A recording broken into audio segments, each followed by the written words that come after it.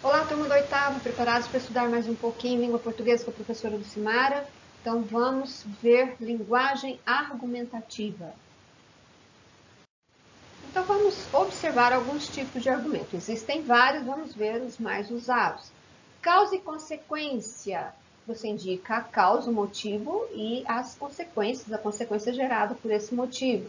Comparação ou analogia, você faz uma comparação entre duas situações, dois elementos. Evidência, você pode apresentar um dado estatístico, um gráfico, um exemplo semelhante de algo, um fato que ocorreu semelhante ao que você está falando, e uma citação ou várias citações aí de especialistas para comprovar a sua opinião, defender a sua opinião, a sua tese, né, que é a defesa de uma ideia. Então, o importante é que você pode usar todos esses argumentos na sua redação, só que um de cada vez. Tem que, em cada parágrafo, você tem que apresentar apenas um argumento, ok? Vamos ver um pouquinho melhor o argumento por causa e consequência. Vamos fazer uma análise dessa oração. A pandemia do Covid-19 gerou crises sociais, políticas e econômicas. Então, você observou aqui que ela tem aí causa, consequência, tempo. Nós observamos o tema, nós observamos a causa da problemática, né, a pandemia, nós observamos as consequências geradas, que foram as crises. Na sequência, você pode apresentar aí com um adjetivo legal, aí colocar sua opinião, apresentando uma solução. É importante termos cuidado, é necessário, ok? Para fechar a ideia, tá? E outro fato importante para observar na construção do texto são as conjunções. Vamos observar as palavras que ligam orações e passam uma ideia.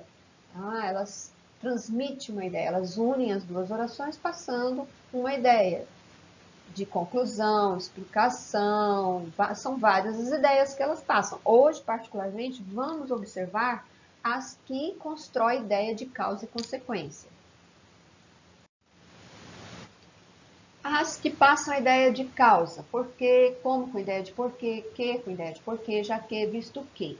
As com ideia de consequências consecutivas, que depois de tal, tanto, tão, tamanho, ou tal que, tanto que. A ideia de modo que, de forma que. Viram? Essas palavrinhas ajudam a construir de uma forma lógica o teu texto, unindo essas orações e passando a ideia de causa e consequência.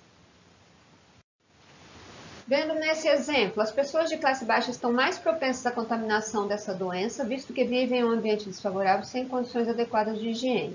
Eu sei que tem duas orações aqui, porque eu sei a quantidade de verbos. Tem o verbo estar e o verbo viver. Dois verbos, duas orações. E no caso, a conjunção visto que está ligando as duas orações, passando a ideia de causa. Viver em condições inadequadas é o motivo, estar propensa é a consequência. Vamos analisar algumas orações, observar aqui algumas conjunções.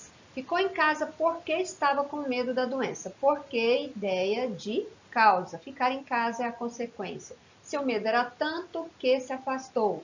É a consequência, né? Uma consecutiva, porque o medo é a causa.